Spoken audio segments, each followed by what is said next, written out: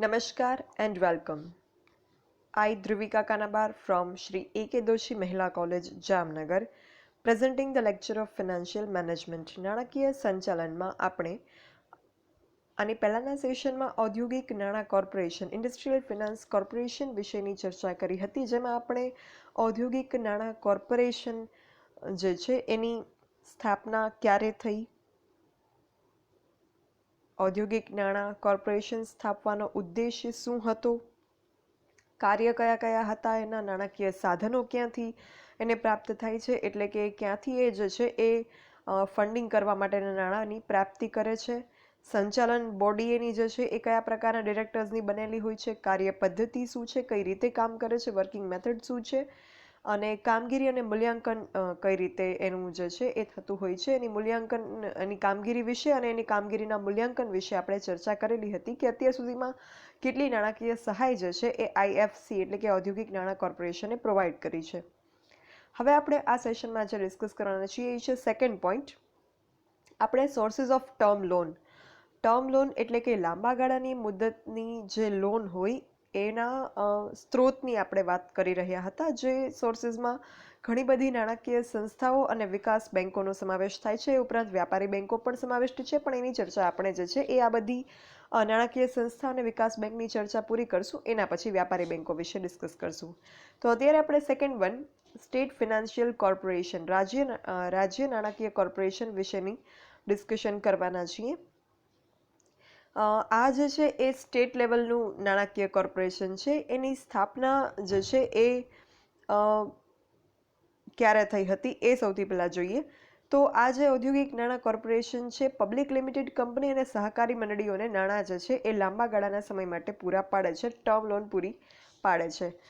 ખાનગી કંપની, ભાગીદારી પેઢી અને જે સોલ પ્રોપ્રાઇટરશિપ હોય, વ્યક્તિગત માલિકીના એકમો હોય, એની નાણાં જરૂરિયાત જે છે એ સંતોષવાનો ત્યારે આવા સંજોગમાં પ્રશ્ન ઊભો થાય.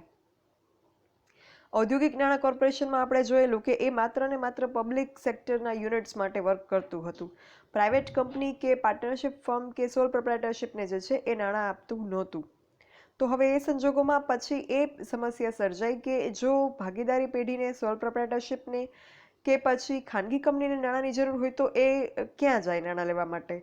અને એ જરૂરિયાતને ધ્યાનમાં રાખી અને 1951માં સંસદે કાયદો પસાર કરીને રાજ્ય સરકારને એમના રાજ્ય માટે નાણાં કોર્પોરેશન સ્થાપવાની સત્તા આપી. એટલે રાજ્યએ જે નાણાં કોર્પોરેશન સ્થાપેલું હશે એ એના રાજ્ય પૂરતું વર્ક કરશે. એટલે એ રાજ્યમાં સ્થિત કોઈ ખાનગી કંપની હશે, કોઈ પાર્ટનરશિપ ફર્મ હશે કે કોઈ વ્યક્તિગત માલિકીનું એકમ, એને જે છે એ નાણાં પૂરા પાડી શકશે સ્ટેટ ફિનાન્શિયલ કોર્પોરેશન. એટલે સ્ટેટ લેવલનું છે, સેન્ટ્રલ લેવલનું નથી આ ફિનાન્સ કોર્પોરેશન. તો એટલા માટે જ એ જે છે એ નાના નાના જે એકમો હોય એટલે કે ખાનગી એકમ હોય કે વ્યક્તિગત માલિકીના કે ભાગીદારી પેઢી, એની નાણાકીય જરૂરિયાત જે છે એના માટે એ દેખરેખ રાખે છે અને એ જરૂરિયાતને પૂરી કરે છે. અને એના પરિણામ સ્વરૂપે 1975 સુધીમાં જે છે એ ભારતમાં 18 રાજ્યોમાં આવા સ્ટેટ ફિનાન્શિયલ કોર્પોરેશન્સ સ્થપાઈ ચૂક્યા હતા. આ થઈ એના સ્થાપનાની વાત. હવે એના ઉદ્દેશ્યની વાત કે કયા ઉદ્દેશ્યથી આ જે સ્ટેટ ફિનાન્શિયલ કોર્પોરેશન છે એની સ્થાપના કરી. હવે સ્થાપનામાં પણ આપણે ઉદ્દેશ્ય તો ખ્યાલ આવ્યો કે એનો ઉદ્દેશ્ય જે છે એ છે પ્રાઇવેટ કંપની, પાર્ટનરશિપ ફર્મ અને સોલ પ્રોપ્રાઇટરશિપ યુનિટ્સ, ખાનગી કંપની, ભાગીદારી પેઢી અને વ્યક્તિગત માલિકીના એકમો, એમની નાણાકીય જરૂરિયાત સંતોષવા માટે જે છે એ આ એસએફસીની રાજ્ય લેવલે સ્થાપના કરવાની પરવાનગી મળી. એટલે ઉદ્દેશની જે છે એ આપણે સ્થાપનાના પોઈન્ટમાં ઉદ્દેશ વિશે થોડો ઘણો ખ્યાલ આવ્યો કે જે ઔદ્યોગિક નાણાં કોર્પોરેશન નથી કરી શકતું. ઔદ્યોગિક નાણાં કોર્પોરેશન માત્ર ને માત્ર પબ્લિક લિમિટેડ કંપની જે છે અને સહકારી મંડળી એને જ લાંબા ગાળા માટે નાણાં પૂરા પાડે છે. તો જે આ બાકીના યુનિટ્સ છે એને નાણાં પૂર્તિ કરવા માટે એસએફસીની સ્થાપના જે છે એ કરવામાં આવી. હવે એક્ઝેક્ટલી એનો ઉદ્દેશ્ય શું હતો, એનો ઓબ્જેક્ટિવ જે છે, પર્પઝ છે એ શું હતો, એકચ્યુઅલમાં એનો જે છે એ ખાસ કયા હેતુથી એની સ્થાપના થઈ એની જો આપણે વાત કરીએ તો મધ્યમ કદના અને નાના પાયા પરના ઉદ્યોગો જે હોય એને લાંબા સમય માટે અને મધ્યમ ગાળા માટે, જ્યાં જે આપણે લાંબા ગાળાના લોનની વાત કરીએ ત્યાં લાંબા સમયગાળો અને મધ્યમ ગાળો એમ વાત આવશે, અને ટૂંકા ગાળા જે છે એ માત્ર ને માત્ર એમાં ટૂંકા ગાળાના સ્ત્રોતની વાત આવે. એટલે લાંબા ગાળાની સાથે હંમેશા મધ્યમ ગાળાની લોન જે છે એ પણ સાથે એની વાત આવશે જ જ્યારે પણ આપણે લાંબા ગાળાની લોન વિશેની કોઈ પણ વાત કરશું કે એની સંસ્થાની કોઈ પણ વાત કરશું. તો સેમ વે આ જે SFC છે એ પણ મધ્યમ કદ અને નાના પાયા પરના ઉદ્યોગો હોય એને લાંબા ગાળા અને મધ્યમ ગાળા માટે long term and medium term જે છે એના માટે નાણાં ધિરાણ કરવાનો એનો ઉદ્દેશ્ય છે, ઓબ્જેક્ટિવ છે. પણ કેવા એકમોને? તો જે એકમોને ઔદ્યોગિક નાણાં કોર્પોરેશન એટલે કે IFC, જે આપણે આગલા સેશનમાં જેની ચર્ચા કરી એ જેને નાણાં પૂરા નથી પાડી શકતું એવા એકમો, એટલે કે ખાનગી કંપની, ભાગીદારી પેઢી અને વ્યક્તિગત માલિકીના એકમો સહિત રાજ્યના દરેક પ્રકારના એકમોની નાણાંની જરૂરિયાત સંતોષવાનો જે ઓબ્જેક્ટિવ છે એ આ કોર્પોરેશનનો છે, સ્ટેટ ફિનાન્શિયલ કોર્પોરેશનનો. પછી જે તે સ્ટેટમાં એ હોય ત્યાંના જે ઉદ્યોગો હોય એને એ લાગુ પડે. ગુજરાતમાં હોય તો ગુજરાતના આવા એકમોની નાણાંની જરૂરિયાત છે એ સંતોષે. ઔદ્યોગિક નાણાં કોર્પોરેશન જેવી એક કેન્દ્રીય સંસ્થા હોય કે જે સેન્ટ્રલ લેવલે વર્ક કરતી હોય એ સમગ્ર ભારતના ઉદ્યોગોને નાણાં પૂરા પાડવાની જવાબદારી જે છે એ ઉપાડી શકે નહીં. એટલા માટે આ પ્રકારના કાર્ય માટે જે છે એની કોઈ બ્રાન્ચ હોવી જરૂરી છે, શાખા હોવી જરૂરી છે.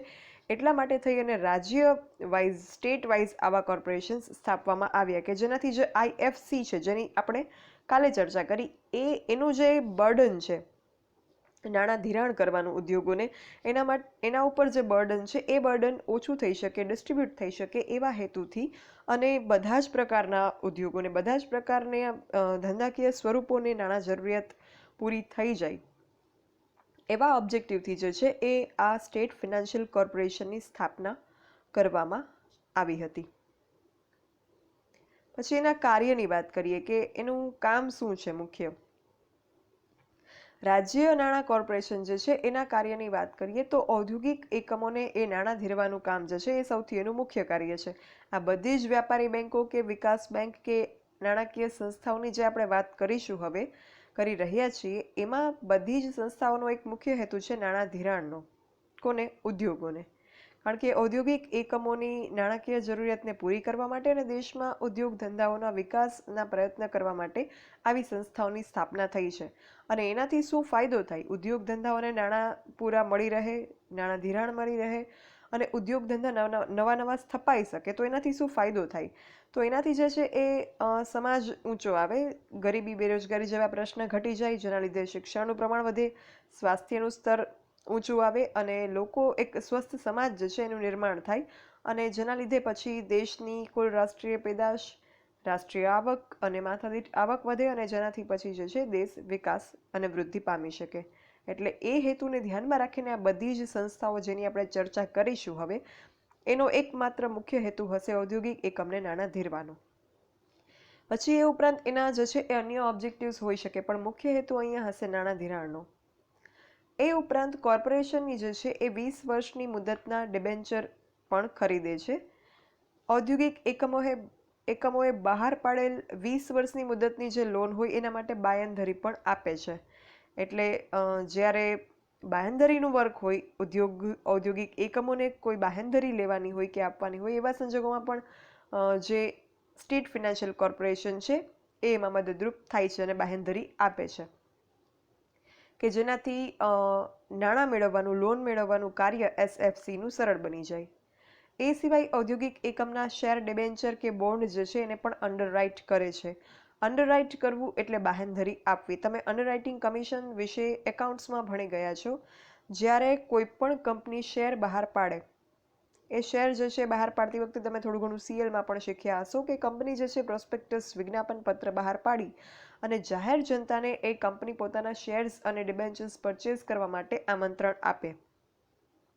હવે અગર કંપની જે છે એ ફેમસ હશે, કંપની જે છે પ્રખ્યાત હશે અને વિકાસ સતત કરતી હશે, એ પ્રકારની માર્કેટમાં જો કંપનીની ઇમેજ હશે, પ્રેસ્ટીજ હશે, રેપ્યુટેશન હશે, એક શાખ હશે કંપનીની એવી, તો ઇન ધેટ કેસ કંપનીના શેર્સ જે છે એ જાહેર જનતા ખરીદી લેશે. બટ જ્યારે કંપની જે છે એના વિકાસ અંગે શંકાઓ હોય, કંપનીની રેપ્યુટેશન હજી એટલી સારી ના હોય અથવા તો કંપની નવી હોય, નવી કંપનીને હજી માર્કેટમાં ઇમેજ ક્રિએટ કરવાનો ચાન્સ જ ના મળ્યો હોય, તો ઇન ધેટ કેસ કંપનીના શેર જે છે એ જાહેર જનતા ખરીદશે કે નહીં, પૂરેપૂરા પ્રમાણમાં શેર ખરીદશે કે નહીં, એ પ્રશ્ન ઉપસ્થિત થાય. હવે એક લઘુત્તમ ભરણું, મિનિમમ સબસ્ક્રિપ્શનની એક ટર્મ તમે જાણતા હશો. લઘુત્તમ ભરણું એટલે એટલી રકમ શેરની કે એટલી શેર કેપિટલ કે જેટલું ભરણું ભરાવું કમ્પલસરી હોય છે. જ્યારે પણ કંપની શેર ડિબેન્ચર્સ બહાર પાડે અને જાહેર જનતાને ખરીદવા માટે આમંત્રણ આપે, in that situation it is compulsory that share debenture share capital should be minimum subscription should be filled. લઘુત્તમ ભરણું ભરાવવું જોઈએ એ વસ્તુ જે છે એ ફરજિયાત છે. હવે જો એ ન થાય તો કંપની જે છે એને નુકસાન થઈ શકે. જે નુકસાન એ સમયે તો થાય પણ લાંબા ગાળા માટે પણ થઈ શકે. હવે એ ન થાય, એ જોખમ ઊભું ના થાય, જો લઘુત્તમ ભરણું ન ભરાણું તો કંપની શું કરશે? એટલે એની એક જે છે એ વસ્તુના તૈયારી સ્વરૂપે કે આ જોખમ કંપની માથે આવે તો કંપનીને એનાથી નુકસાન ન થાય, એની પૂર્વ તૈયારી સ્વરૂપે જે છે એ કંપની શું કરે, શેર્સ જે છે એને અંડરરાઇટ કરાવે. અંડરરાઇટ કરાવે એટલે બાહેંધરી મેળવે. બાહેંધરી મેળવે મતલબ કે જે કોઈ સંસ્થાઓ પણ હોઈ શકે અને વ્યક્તિગત લોકો પણ હોઈ શકે બાહેંધરીમાં. તો આ જે છે એ લોકો કે સંસ્થાઓ કંપનીને બાહેંધરી આપશે, અંડરરાઇટ કરી દેશે એના શેર્સ, કે જો કંપનીનું લઘુત્તમ ભરણું નહીં ભરાય ઇન એની કેસ, જ્યારે જાહેર જનતાને શેર માટે આમંત્રણ આપવામાં આવશે ખરીદવા માટે ત્યારે, તો એ સંજોગોમાં જે છે એ લોકો કે સંસ્થાઓ કંપનીના શેર્સ પરચેસ કરી લેશે અને કંપનીનું લઘુત્તમ ભરણું ભરાઈ જાય એની માટેની વ્યવસ્થા કરી આપશે, જેથી કંપની માટે કોઈ પ્રકારના જોખમો ઊભા થશે નહીં. આ પ્રકારની સેવાઓ જે કોઈ સંસ્થા કે કોઈ વ્યક્તિ આપે, એના બદલામાં એમને શું મળે? તો એના બદલામાં એમને મળે બાહેંધરી કમિશન, અંડરરાઇટિંગ કમિશન. તો આવું કામ આજે હું વાત કરું છું કે સંસ્થા કે વ્યક્તિ બાહેંધરી આપે છે કંપનીને, તો આવું કામ સ્ટેટ ફિનાન્શિયલ કોર્પોરેશન પણ કરે છે, રાજ્ય નાણાકીય કોર્પોરેશન પણ કરે છે. એ સંસ્થા પણ જે છે એ જ્યારે કોઈ કંપનીને શેર બહાર પાડીને મૂડી જોઈતી હોય તો એ મૂડી મેળવવામાં એમને મદદ કરે છે અંડરરાઇટ કરીને, કે જો કોઈ મિનિમમ સબસ્ક્રિપ્શન કોઈ કંપનીનું ન ભરાય તો ઇન ધેટ કેસ એ કંપનીને નુકસાન ન થાય એના માટે એ જે છે એને અંડરરાઇટ કરી આપે છે કંપનીના શેર, ડિબેન્ચર કે બોન્ડ. એટલે આ એક શું થયું કે રાજ્ય નાણાકીય જે કોર્પોરેશન છે, સ્ટેટ ફિનાન્શિયલ કોર્પોરેશન SFC, એ માત્ર નાણાંનું ધિરાણ કરીને કંપનીને મદદરૂપ નથી થતું, એ સિવાય પણ ઘણી બધી રીતે કંપનીને નાણાં મેળવવામાં મદદરૂપ થાય છે. જેમ કે કંપનીને લોન મેળવવી હોય તો એના માટે બાહેંધરી આપે, કંપનીને શેર, ડિબેન્ચર, બોન્ડ ઇસ્યુ કરી અને મૂડી પ્રાપ્ત કરવી હોય તો એમાં પણ અંડરરાઇટિંગની સર્વિસ આપે છે. મતલબ કે અનેક રીતે જે છે એ નાણાં મેળવવામાં, નાણાંની પ્રાપ્તિમાં, મૂડી કેપિટલ એક્વાયર કરવામાં જે છે એ SFC કંપનીઓને મદદ કરે છે. એટલે નોટ નેસેસરી કે કંપનીને એ પોતે જ નાણાં ધીરી અને મદદ કરે છે, સિવાય પણ ઘણી બધી રીતે આપણે જોયું એમ મદદ કરે છે. આ માટે જામીનગીરીનો વધુમાં વધુ જે છે એ 7 વર્ષમાં નિકાલ કરવાનો હોય છે, જે સેમ કન્ડિશન ઇન્ડસ્ટ્રીયલ ફિનાન્સ કોર્પોરેશનમાં પણ હતી. પછી એ સિવાય સ્ટેટ ફિનાન્શિયલ કોર્પોરેશન, રાજ્ય નાણાકીય કોર્પોરેશનના કાર્યની વાત કરીએ તો ભારતમાંથી ખરીદેલ યંત્ર, સાધન સામગ્રી કે ડિફર્ડ પેમેન્ટ અંગે ઔદ્યોગિક એકમ જે છે એ બાહેંધરી આપે છે. તો આટલા જે છે એ ઔદ્યોગિક એકમના કાર્ય છે, આના ઉદ્દેશની આપણે વાત કરી અને એની સ્થાપના જે છે એ ક્યારે થઈ અને શા માટે થઈ, મુખ્ય હેતુ શું હતો એની સ્થાપનાનો, એના વિશે વાત કરી. બાકીના પોઈન્ટ પણ આપણે હજુ સ્ટેટ ફિનાન્શિયલ કોર્પોરેશન અંગેના, રાજ્ય નાણાકીય કોર્પોરેશન અંગેના, એના નાણાકીય સાધનો કયા કયા હોઈ શકે, એનું સંચાલક મંડળ કેવું હોય, કોર્પોરેશનની કાર્ય પદ્ધતિ શું છે, કોર્પોરેશનની કામગીરી અને એ કામગીરીનું મૂલ્યાંકન, અત્યાર સુધીમાં કેટલી કામગીરી જે હેતુથી કોર્પોરેશનની સ્થાપના કરવામાં આવી હતી એ અંગે કેટલી કામગીરી અત્યાર સુધીમાં એણે બજાવી છે state financial corporations different states wise. તો એની મૂલ્યાંકન, એનું ઇવેલ્યુએશનની પણ આપણે જે છે એ હજુ આગળ ઉપર ચર્ચા કરીશું. Thank you. If you have any doubts or queries, you can write me on this mail dbkdruvika@gmail.com. Thank you.